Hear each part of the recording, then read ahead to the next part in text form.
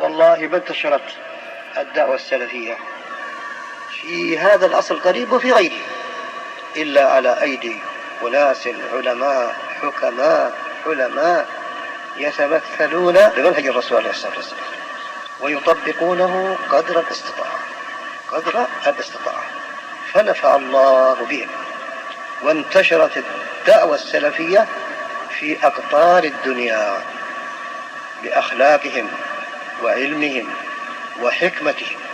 وفي هذه الأيام نرى أن الدعوة السلفية تتراجع وتتقلص، بارك الله فيكم، لأنها فقدت حكمة هؤلاء، حكمة الرسول قبل كل شيء، وحلمه ورحمته وأخلاقه ورفقه ولينه.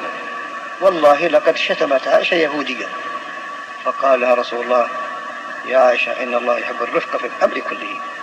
حديث متفق عليه. هذا الحديث إذا ذكره عالم يوجه الشباب إلى المنهج الصحيح في الدعوة إلى الله، يقولون هذا تمييع.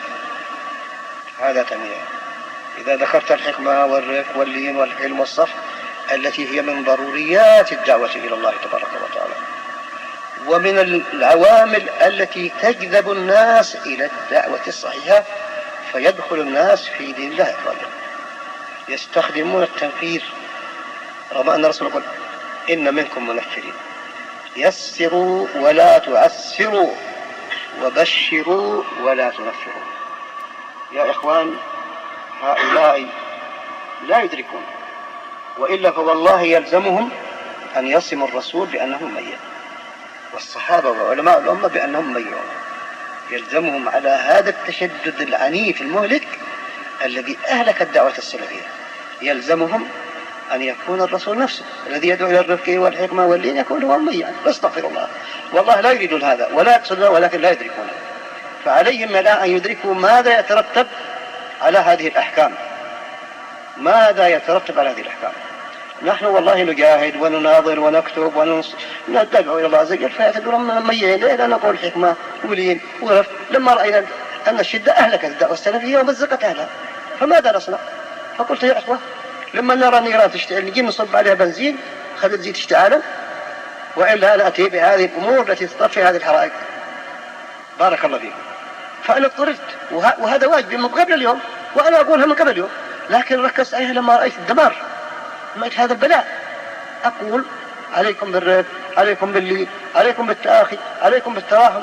الآن يعني هذه الشدة توجهت إلى أهل السنة أنفسهم، تركوا أهل البدع واتجهوا إلى أهل السنة بهذه الشدة المهلكة، وتخللها ظلم وأحكام باطلة ظالمة.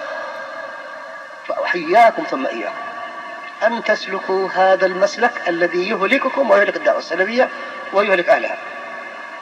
ادعوا إلى الله بكل ما تستطيع، بالحجة والبرهان في كل مكان، قال الله قال رسول الله، وتستعين بعد ذلك بعد الله بكلام أئمة الهدى الذين يسلم بإمامتهم ومنزلتهم في الإسلام أهل السنة وأهل البدع.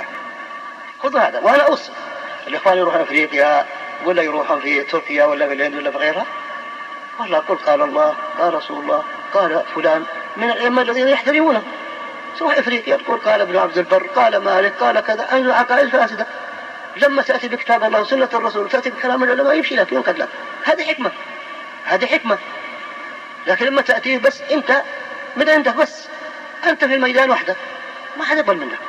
لابد أن تستأنس بعد كلام الله بكلام العلماء الذين لهم منزلة في نفوس الناس.